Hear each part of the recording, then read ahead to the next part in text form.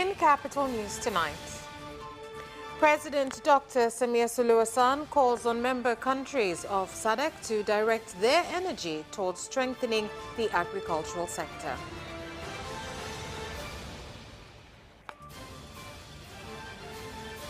Over 60 passengers traveling from Lushoto to Dar es Salaam escaped death.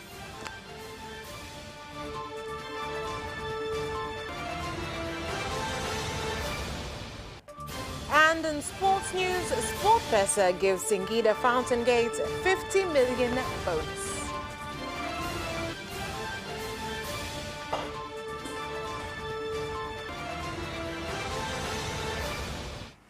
Good evening. This is Capital News at 9:30. My name is Vanessa Victor. Let's get started with the national news.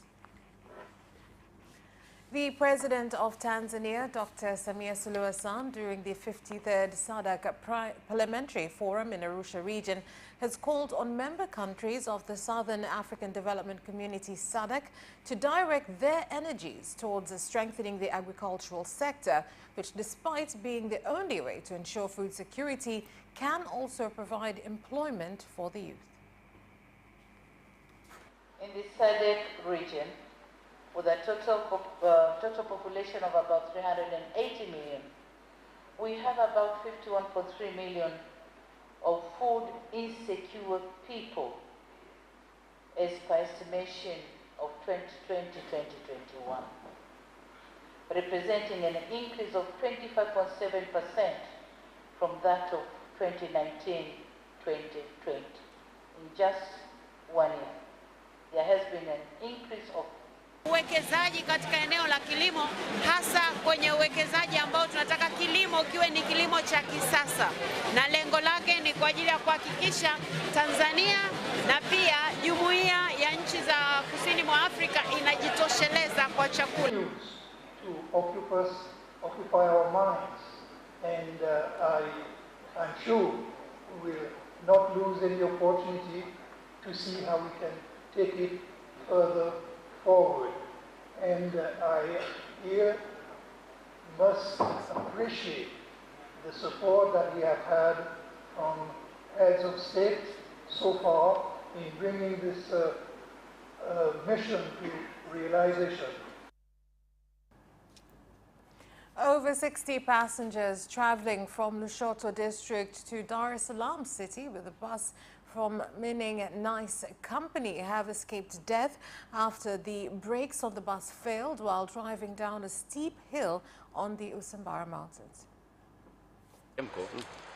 Kaanza kuiona gari kama vile yani anatumia zaidi nani stop engine. Unaona, anatumia zaidi stop engine, tukafika sehemu hapo ikakita. Katika kukita alitakiwa driver asimame atazame tairi zake. Maana shida ni tairi za upande wa kushoto, ya mbele, ya nyuma. Huko nyuma mimi nimekaa ya mwisho kabisa huko nyuma. Namba 56 nyuma huko. Nasikia kabisa harufu huko. Sasa mbona gari inatoa harufu? Gari ilivyoisha upepo nikaona gari inachanganya nini? Speedi. Sasa nikaona kutokana na mazingira barabara yetu yalivyo, afadhali ile tatizo nilisolve huku juu kuliko kuendelea kwenda mbali, naweza nikasababisha madhara makubwa ya abiria wangu. Kwa maana nikachukua uamuzi wa kulegemeza kwenye ngema ya barabara.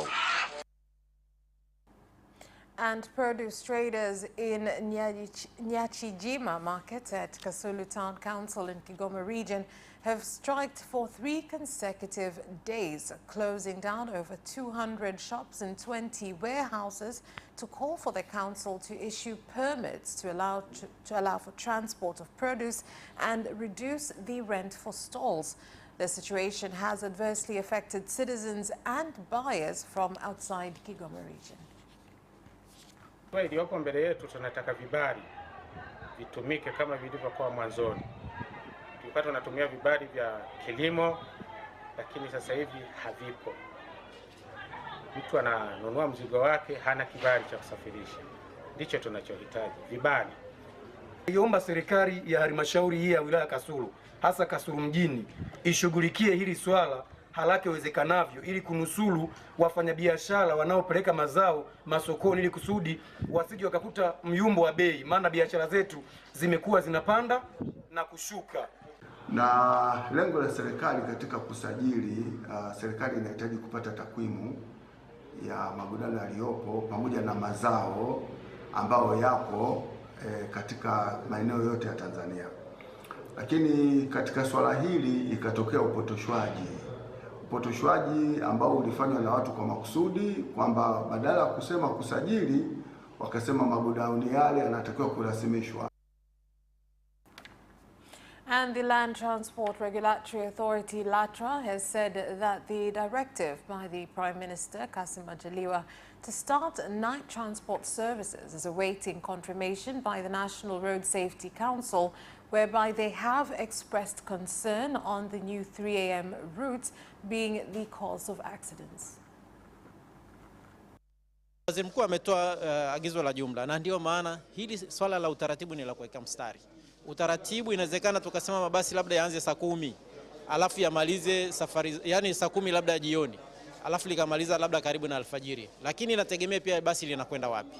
Kwa hiyo hapa lazima tuangalie ruti ya wapi ipewe ratiba ianze saa ngapi na ya wapi ipewe ratiba saa ngapi. Kwa hiyo Waziri Mkuu katoa ruhusa ile ya jumla, lakini sasa hivi kwa sababu tuna teknolojia ni muhimu sana kuangalia namna ambavyo kwa kushirikiana na polisi ambao nao wanaitumia hiki kifaa chetu wanaweza kuona ya mabasi tukafanya vizuri. Ni kuhakikisha huduma hizi zinakuwa salama. Baraza linawajibika kabisa kuwakilisha maslahi ya mtumiaji usafiri ardhini. Na kwa hatua hii ambayo imechukuliwa na LATRA ya kusitisha huduma kwa kampuni hii, tumeona kwamba mamlaka imechukua hatua ya kukinga kabla ya hatari. The Permanent Secretary of the Ministry of Lands, Housing and Human Settlement Development, Engineer Anthony Sanga, has said that the government has given over 240 million shillings to start the land verification process and preparation of traditional deeds in 44 villages within Makete district in Njombe region. Wangu naishi hapa kwa sababu tumeshatatua migogoro karibuni 16 na wananchi wameelewana, viongozi wameelewana katika ile vijiji na kazi pia itaendelea. Kuna pia nawashukuru sana nyinyi waandishi wa habari mlikuwa mstari wa mbele kuhabarisha. Tuliambiwa leteni tani 80, tulileta. Na mheshimiwa mkuu wa mkoa akasema mnafanya pilot. Lakini nimhakikishie mheshimiwa mkuu wa mkoa kwamba kwa kwenu kwa jinsi tulivyoona, kwa sababu nilikuwa nafuatilia maendeleo ya ukuaji wa mbegu hizi, sio kwamba ilikuwa ni pilot, kwa kweli mlifanya. Tumeahidi kwamba tutanunua ngano yote itakayozalishwa na wakulima wa mkoa wa Njombe kwa muda mfupi ujao. Mpango wetu ni kuweka kiwanda cha kuchakata ngano hapa Makete. Zanzibar Food and Drugs Authority, ZFDA, has successfully captured unknown drugs that were being entered into the island without permits. Tiba pamoja na dawa alikuwa hajasajiliwa kujihusisha na biashara hiyo. Hicho kilikuwa kitu cha kwanza. Kwa hiyo kama alikuwa hajasajiliwa, maana yake alikuwa hana jengo rasmi ambalo angelitumia kwa ajili ya kuhifadhia hizo dawa au hivyo vifaa tiba.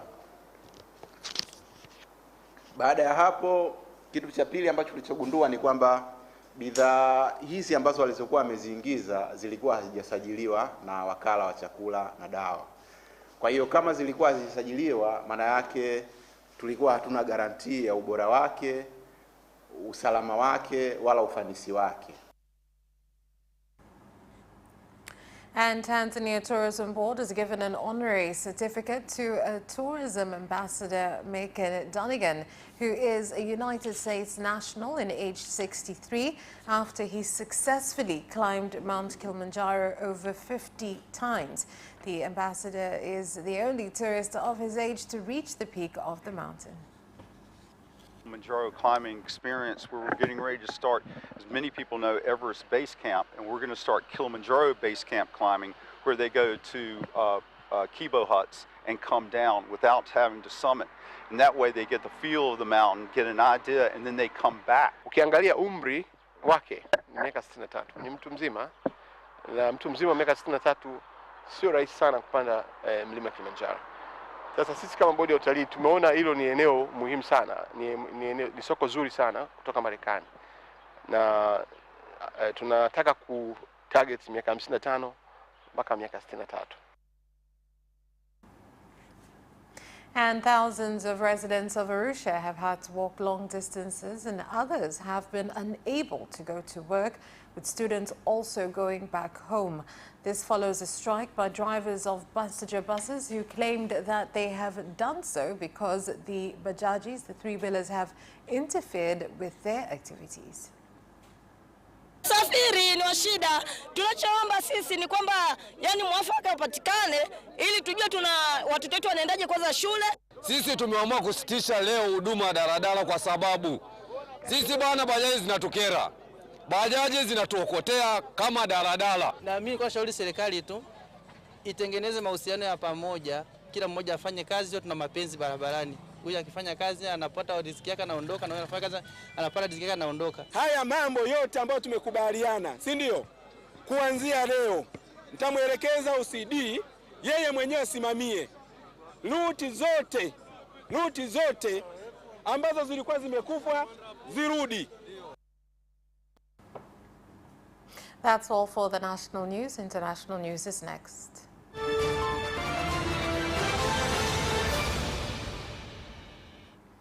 In international news, Israeli forces have hit Jenin with airstrikes and ground raids carried out by hundreds of soldiers, killing at least 8 Palestinians. A 9th Palestinian was shot dead by Israeli soldiers near Ramallah. The Palestinian Red Crescent Society has called for safe passage to evacuate the wounded and the injured. And in Kenya, the High Court has dismissed the appointment of 50 chief administrative secretaries by President William Ruto as unconstitutional. This follows a petition by the Law Society of Kenya and Katiba Institute that challenged the appointment process. In a ruling delivered on Monday, the court said public participation in the creation of the Chief Administrative Secretary post was only conducted for 23 occupants, and the additional 27 did not adhere to the constitutional requirement of public participation.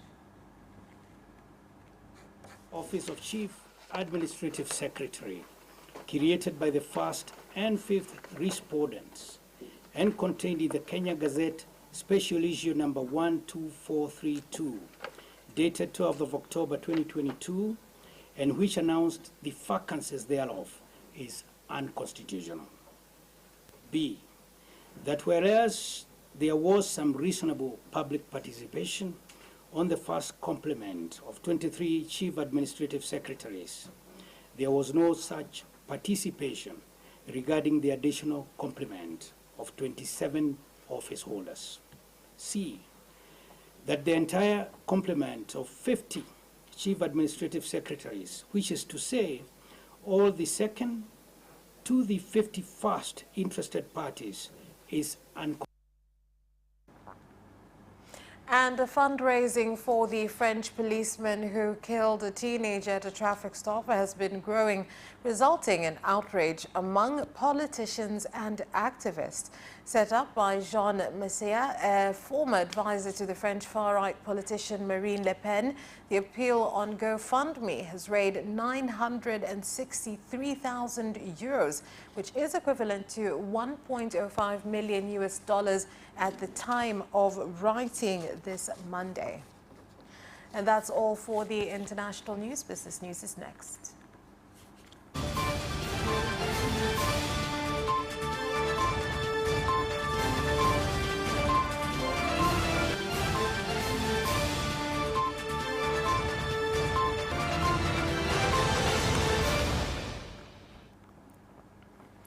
In business news, a kilo of sesame at the 4th auction held by the Mombao Cooperative Union in Lindi region was sold between 3,590 and 3,580 shillings, with farmers calling on the government not to lower the prices. Hizo bei kwa sisi wakulima zinatuasili kwa kweli. ukiangalia jinsi tunavyotumia pembejeo, dawa tunatumia kwa bei gharama kubwa sana.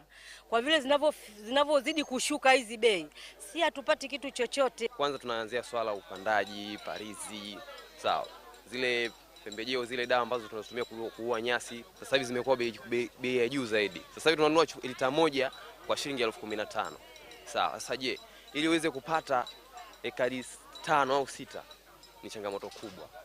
Jumla ya tani 4,724 tumezalisha katika mnada wetu wa leo, na wakulima wameridhia kuuza ufuta wao kwa bei ya juu ya shilingi 3,590 na bei ya chini ya shilingi 3,580. The Ministry of Energy has revealed its strategies that aim to produce sufficient power from various energy sources in order to speed up industrial development in the country. Sasa hivi kwa kiasi kikubwa uzalishaji wa umeme nchini unategemea gesi asilia, ambapo zaidi ya karibu asilimia 64 umeme unazalishwa kwa kutumia gesi, na sehemu kubwa iliyobaki ikiwa ni umeme wa maji na kiasi kidogo sana umeme wa vyanzo vingine vilivyobakia. Lakini tunapokwenda mbele tunaangalia kwamba mchango wa nishati jadidifu kwenye uzalishaji wa umeme utaongezeka zaidi. Na hapa ninaposema nishati jadidifu ninamaanisha uzalishaji wa umeme kwa kutumia geothermal, yani joto ardhi, lakini pia kutumia sola, umeme jua, kutumia upepo. Tanzania Agriculture Research Institute TARI Kihiba Center in Kigoma has called on farmers to use improved palm oil seedlings in order to produce good quality oil and avoid incurring the government losses by importing edible oil. Tanzania tuna ardhi kubwa ambayo inafaa kwa kilimo cha mchikichi, lakini haijaweza kutumika. Kama tumetumia kiasi kikubwa cha ardhi hiyo, basi ni kama 10%. Kwa hiyo tuna fursa ya kutumia ardhi ambayo tunayo inayofaa kwa kilimo cha mchikichi. Kuja na teknolojia ambazo zinawezesha masuala mazima ya biashara, lakini na uwekezaji. Wote wa Tanzania wanaopenda kuwekeza katika kilimo wanaweza kuja kuwekeza katika kilimo kwa kulima mazao. That's where we leave off with business news. Sports is next.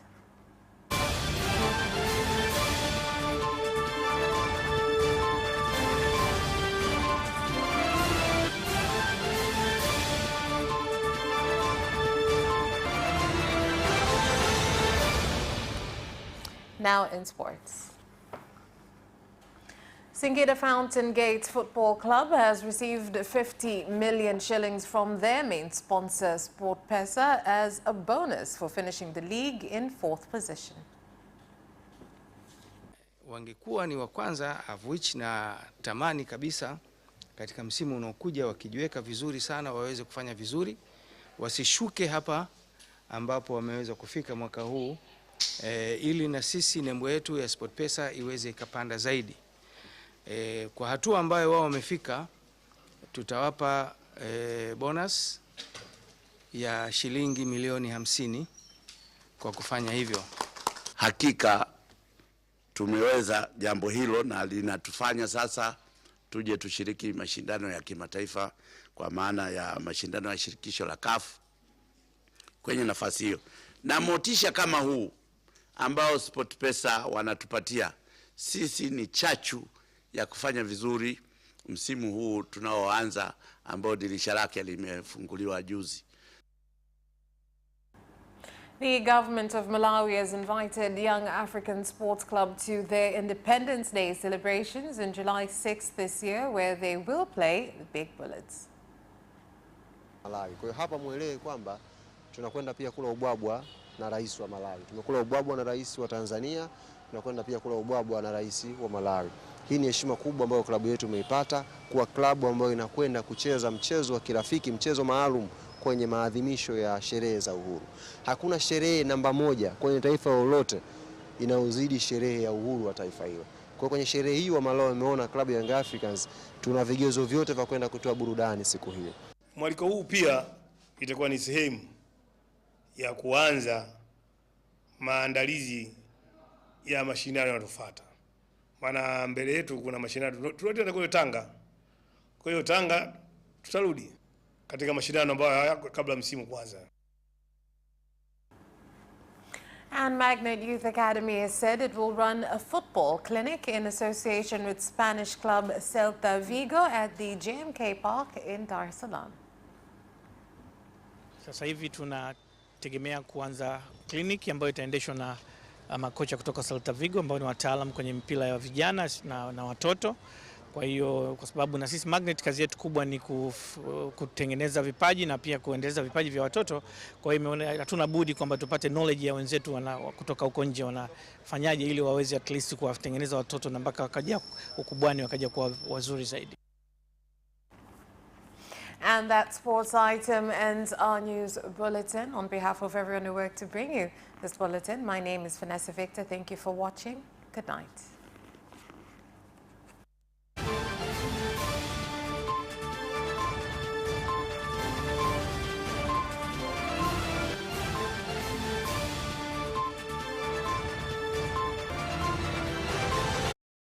Watch Capital News at 9:30 and get updated on what is happening in Tanzania and around the world on political, social, and economic issues and events, without forgetting business and sports news. You can get it all right here on Capital News at 9:30 from Monday to Friday on Zuku Channel 067, Digitech Channel 1103, and Facebook Capital Television Tanzania.